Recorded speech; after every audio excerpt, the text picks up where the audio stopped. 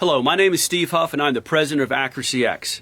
And you guys are used to watching me do one of these videos, introduce myself, and then show you one of our cool rifles or pistols and how accurate and how well our products perform. But today this video has a completely different purpose. For those of you that have been paying attention, and more importantly, for those of you that are not aware, Virginia is in a fight for its life for its Second Amendment freedoms and rights. The first thing I'd like to ask each of you watching this video is please watch the entire video. And then I'd ask you to please, I would beg you to share it with everyone you know. I have never in my life felt compelled to reach out and make a statement like this before. And I am truly concerned about what's happening in my state. I believe that Republicans and Democrats alike love their families and want to protect their families. I refuse to believe that this is a right and left debate. I refuse to believe that this is a Democrat and Republican issue on one side or the other. These newly proposed anti-Second Amendment and anti-gun laws that are being pushed through in Virginia will do nothing to keep our communities safer. Everyone knows that. The FBI's own statistics back that up. So why are they doing this? Because it isn't about community safety with these folks. It's about the fact that they don't like that the Second Amendment exists at all. Obviously, everyone hates to see when there's violence in our communities. And we all want to find solutions that help improve that situation. But we know that this legislation is not intended to address that. I no longer believe their story that this is just about public safety. If it was, the laws they're proposing would be different. But in fact, what they're doing is they're proposing the widest, most far-reaching, egregious laws they can to affect the widest amount of firearms as possible. If these laws go into effect, instantly, with the stroke of a pen, millions of what are now law-abiding citizens in Virginia, these are people who get up every day, work hard, pay their taxes, raise their families, follow the laws, be good citizens for the state of the Old Dominion, will be made criminals instantly once these laws pass. This is outrageous and is unacceptable. We cannot stand by and let the elite powers of our government, who have been chomping at the bit for this opportunity to force feed us their worldview that is completely contrary to what we believe, what we hold dear, and what our forefathers fought and died for. The Constitution exists for a reason. Our laws largely exist, and the Bill of Rights exists to control and limit government's encroachment upon the citizens' lives, not the other way around. And these laws clearly violate citizens' rights to keep and bear arms, to protect themselves, because it's an inalienable right. This is a far scary overreach. This is no longer about agreeing to find a middle ground. If it was only about the AR-15, the laws they are proposing would not be written the way they are. So guys, let's look at the verbiage of some of these bills that are being proposed. So this is Senate Bill number 16, proposed by Dick Saslow. So this bill describes an assault rifle, actually an assault firearm, by these terms, and there's many of these. A semi-automatic centerfire rifle expels a single or multiple projectiles by action of an explosion of a combustible material with a fixed magazine capacity in excess of 10 rounds. Or a semi-automatic centerfire rifle that expels single or multiple projectiles by action of an explosion of a combustible material that has the ability to accept a detachable magazine and has one of the following characteristics. One of the following characteristics. A folding or telescoping stock. A pistol grip that protrudes conspicuously beneath the action of the rifle. A thumbhole stock. A second hand grip. A protruding grip that can be held by the non-trigger hand. A bayonet mount. A grenade launcher. A flare launcher. A silencer. A flash suppressor. A muzzle brake, a muzzle compensator. Folks, that just described the vast majority of firearms in the state of Virginia. And they know this. In addition, Senate Bill 16 says a semi-automatic centerfire pistol that expels single or multiple projectiles by action of an explosion or a combustional material that has had the ability to accept a detachable magazine and has one of the following characteristics. A folding or telescoping stock, a thumbhole stock, a second hand grip or a protruding grip that can be held by the non-trigger hand. And this is a big one. The capacity to accept a magazine attaches to the pistol outside of the pistol grip. A shroud that is attached to or partially or completely encircles the barrel that permits the shooter to hold the pistol with the non-trigger hand without being burned. A manufactured weight of 50 ounces or more when the pistol is unloaded. A threaded barrel capable of accepting a silencer, a flash suppressor, a barrel extender, a forward hand grip, And here's the kicker, and all of these end with this, or any characteristic of like kind as enumerated in clauses 1 through 7.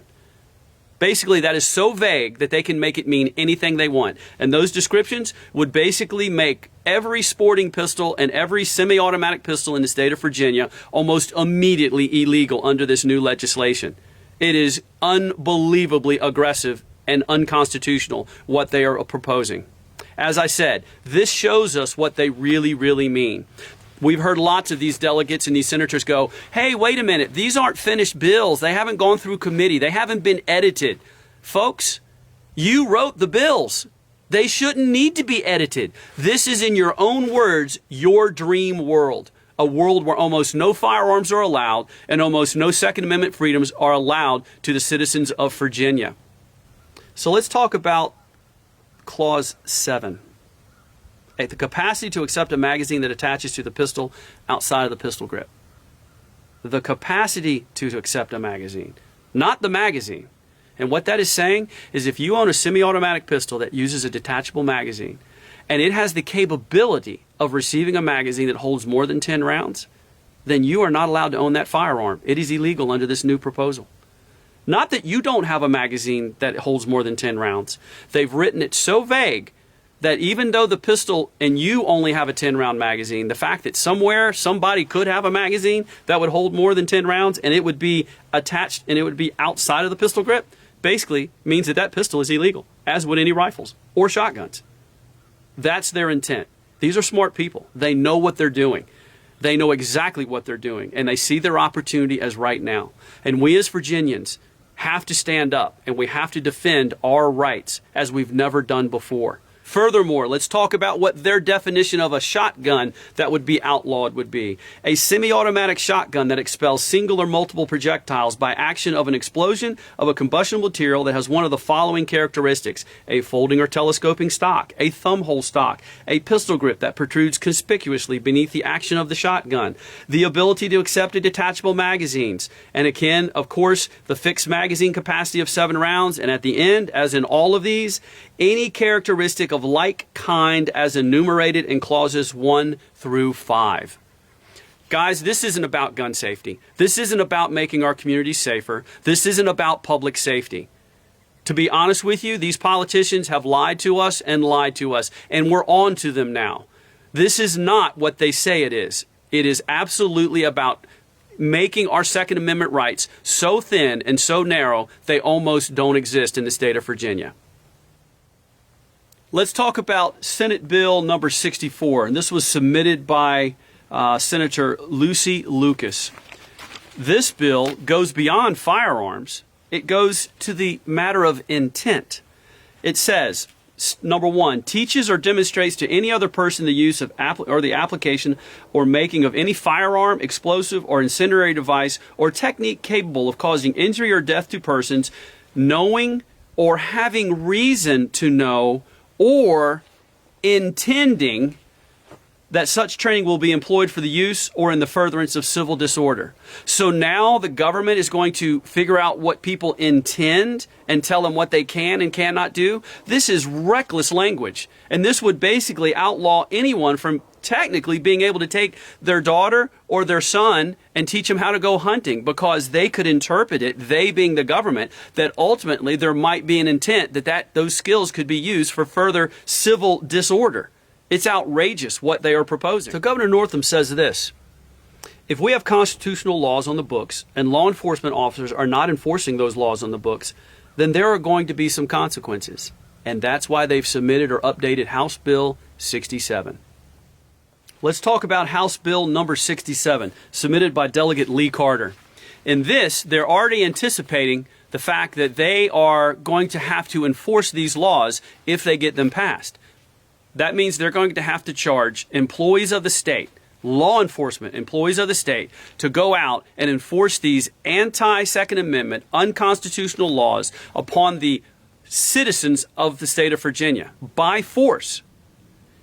I know a lot of law enforcement guys. I train a lot of law enforcement guys. And I can tell you that they're not happy about this. They are just as upset about this as you and I as private citizens are in the state of Virginia.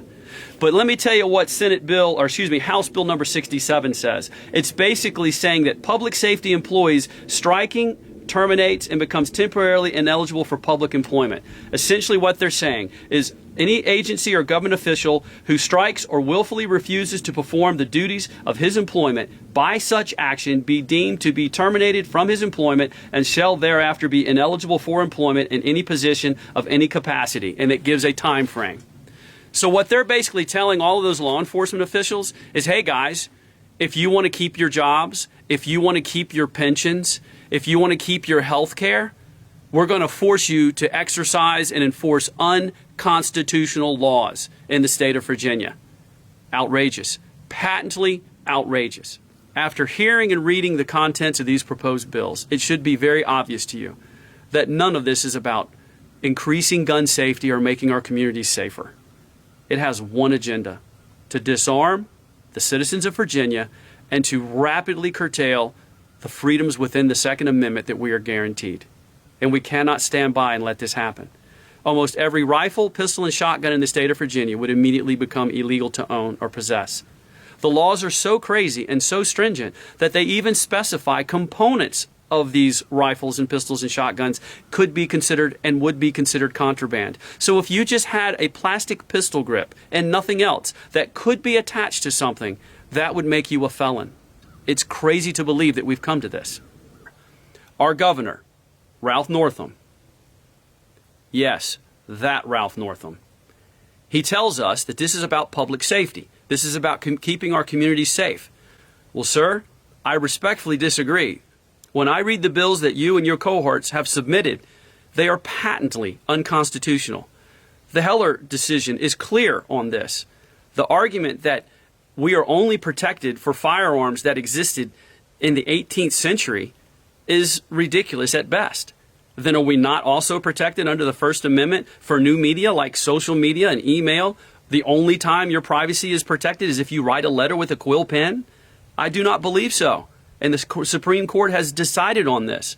You guys know that you're passing unconstitutional laws, or you're trying to, and you've woken us up. We understand politics. We understand different points of view. But we also understand the inalienable rights that every American is born with and every American citizen is granted when they become a citizen. And sir, you are attacking those rights. And the fact that over 90 municipalities and county and locations in Virginia, to the date of me filming this video, have declared or will declare that they are a Second Amendment sanctuary location tells you all you need to know. Guys, there's only 95 counties in the entire state. Does that sound like this is the will of the people to you? And if you think that this is just Republican holdout bastions of pockets of right-wing, gun-toting, loving people, let me tell you, many of these counties have thousands and thousands of people show up for a board meeting, and they can't fit people into the locations. They won't even fit into high school gyms. They have so many people showing up. Do you think that that's only Republicans showing up? No. This is affecting all Virginians, no matter what your political preferences are. They know that these laws are unconstitutional. They know they will be appealed. They don't care. This is their opportunity to force something through and get it on the books. Then you get to the statements that certain legislators have made after the proposal of this. Here's a statement by Democratic committee person Catherine Morrison.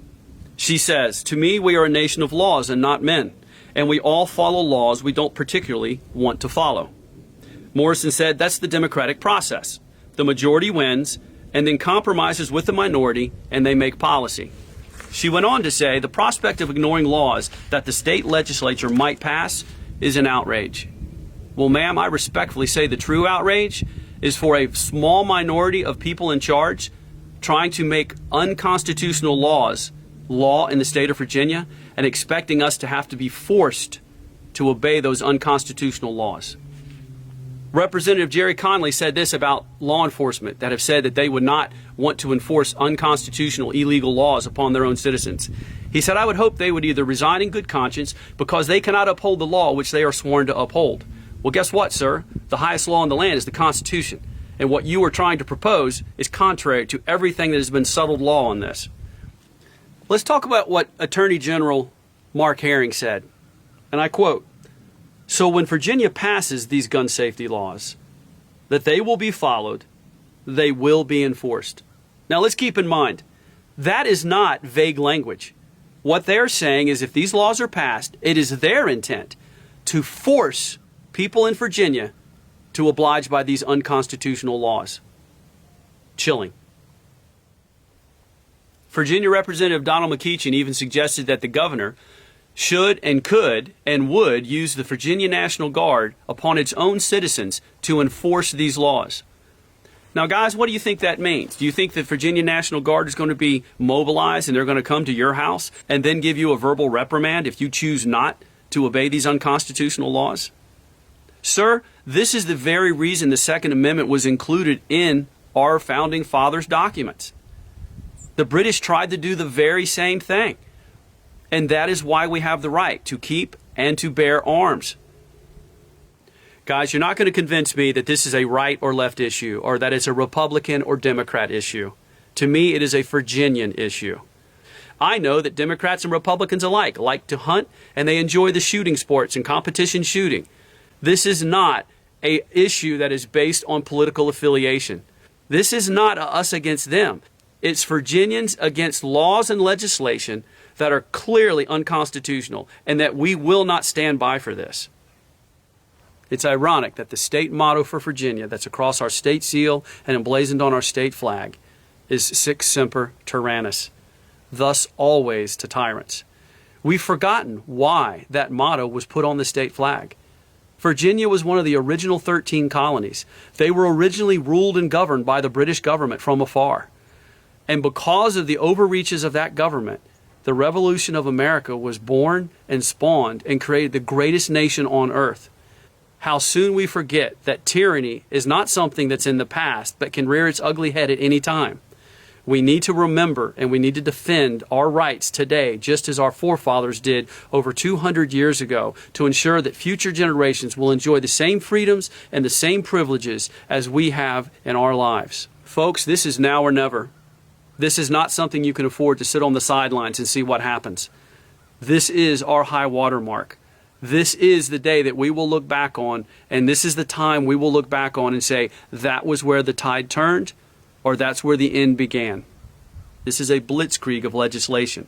They've been waiting for this opportunity for years. They have a narrow window, and they're going to do everything they can to maximize it. If you can, donate to some Second Amendment initiative that is trying to fight the fight for us. They need the funds to back and resist. We all know that millions of dollars have been funneled into the state to support these candidates and to promote this initiative.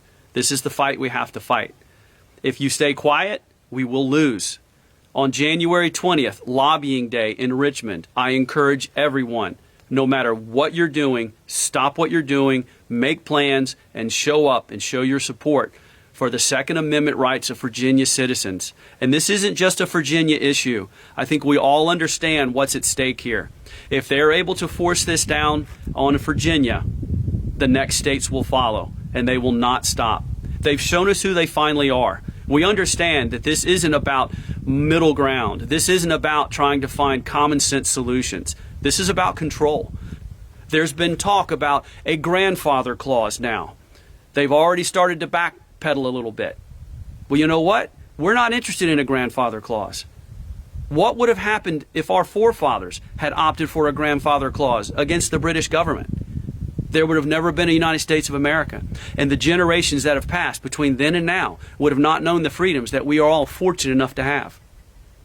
Guys, freedom is tough. Freedom is hard. We have it so good in this country, and we've had it good for so long, we forgot that it has to be tended to. It has to be protected. It has to be nurtured. I'm asking you to do your part today. Donate where you can to help these initiatives for the Second Amendment organizations to get the word out. Tell your friends, call your friends, let everyone know. As I said, I do not believe this is a left or right issue. I believe everyone, or the vast majority of people, realize this is an overreach that cannot be accepted. And in addition to that, please do everything in your power to be at the Virginia State Capitol in Richmond on January 20th. We need you to be there. We need a public showing of support that is so massive and so overwhelming that these few that are in power right now that are trying to push this, let them understand they do not represent the will of the people. Again, over 90 municipalities and locations have declared a resistance to this illegal action or potential illegal action by these state legislators. We must let them know that we will not stand for this. So what can you do to help us defend our Second Amendment rights in the state of Virginia? Well, first of all, you can't count on somebody else to do the fighting for you. You can't count on somebody else to go to Richmond for you. You can't count on somebody else to spread the word for you. You need to be able to stand up and take your place in the line. It's going to take all of us. Yes, we'd love to have you in Richmond on January 20th. That's lobbying day, and there's going to be probably tens, if not hundreds of thousands of people that are going to show up and support what we're trying to fight against with these new legislative laws. But you can do little things like talk to your neighbors and friends, share things on Facebook. Again, share this video, let people know what's going on. Most people don't understand how aggressive these new proposed laws are, but you can't rely on someone else to defend your Second Amendment rights. It is not the NRA's job to defend your Second Amendment rights. Yes, they do a good job. The Virginia Civil Defense League, all those guys work really hard and do a good job. But it's ultimately yours and my responsibility to defend and stand up for our own rights. I beg you and I beseech you, contact your elected officials. Don't just contact them once. Contact them 5-6 times a day. Tie up their email, tie up their phones, tie up their offices. Do everything in your power to be the noisy, loudest people you can to let them know that we don't stand for this. This is a Virginian issue, and everybody that is not just so far politically on one extreme or the other understands that these laws are such an overreach and have nothing to do with really solving the problems we're trying to address. It's an opportunity for them to gain control and to grab power at the expense of us, the citizens of the Old Dominion, and we cannot let this stand. Thank you again for watching this video and educating yourself about this very important subject. Share this information with your friends. Have conversations with your colleagues, people at work, your community, your family. This is what we must do. We must get this information out so that everyone knows what's trying to be done. I look forward to seeing you on January 20th, 2020 at Lobbying Day in Richmond, Virginia, so that we can stand together and protect freedom in the great Old Dominion.